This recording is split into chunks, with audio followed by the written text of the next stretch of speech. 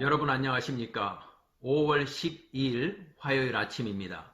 오늘은 여러분과 함께 베드로후서 1장 1절로 4절 말씀을 중심으로 신의 성품에 참여하는 자가 되라 라는 제목으로 하나님의 말씀을 묵상하기 원합니다. 저와 같이 하나님을 위해 전임 사역을 하는 사람들을 위해 사용이 되면서 그 소중한 의미를 잃어버린 단어가 있습니다. 바로 소명이라는 단어입니다.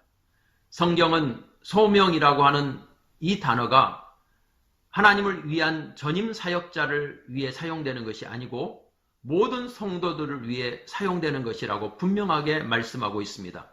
오늘 3절을 보면 우리를 부르신 이를 알므로 말미암음이라. 부르신 이를 아는 우리, 그 우리가 누구입니까? 전임 사역자입니까? 아닙니다. 모든 성도들입니다. 그러므로 보배로운 믿음을 소유한 모든 성도들은 하나님의 부르심을 받은 소명자인 것입니다. 모든 성도들은 소명자입니다.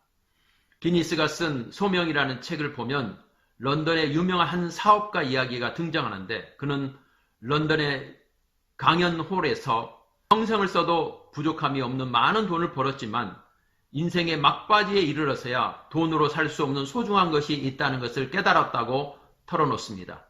그 소중한 것이 무엇입니까? 바로 인생의 목적입니다.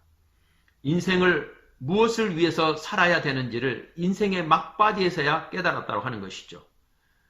우리는 물건의 용처를 알기 위해서는 그 물건을 만든 사람에게 물어보아야 하듯이 인생의 목적을 알기 위해서는 인생을 창조하신 하나님께 물어보아야 하는 것입니다. 하나님은 우리 인생의 목적이 어디 있다고 말씀하십니까? 너희 부르심과 택하심을 굳게 하라. 10절에 말씀하시면서 그 10절에 우리를 향한 하나님의 부르심인 바로 4절 하반절 신의 성품에 참여하는 자가 되는 것에 있다고 말씀하고 있습니다.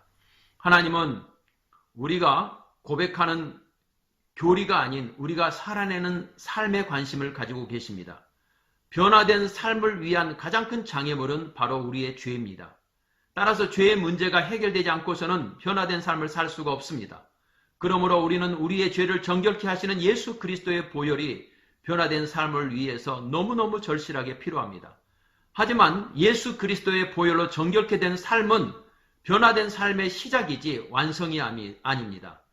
변화된 삶의 완성은 바로 성화, 즉 거룩한 하나님의 성품에 참여하는 것입니다. 그러한 삶을 살기 위해서 오늘 우리에게 소중한 삶의 습관 한 가지가 있습니다. 바로 그것은 침묵입니다. 왜냐하면 사람은 침묵할 때 은혜를 깨달을 수 있고 은혜로 산다는 것이 무엇인지를 알기 때문입니다. 파스칼은 침묵이 얼마나 중요한지를 이렇게 한 문장으로 요약했습니다. 나는 인간의 모든 불행이 한 가지 사실, 곧 자기 방에 조용히 머물러 있지 못하는 데서 비롯된다는 것을 깨달았다.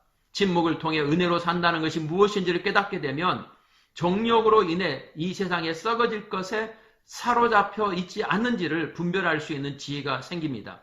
곤충은 거미줄에 걸리면 죽는 것은 시간 문제인 것이죠. 마찬가지로 나는 어떤 거미줄에 걸려서 정욕으로 인해 썩어지고 마는 그런 거미줄에 걸려 있지는 않은지를 늘 물을 수 있어야 하는 것입니다.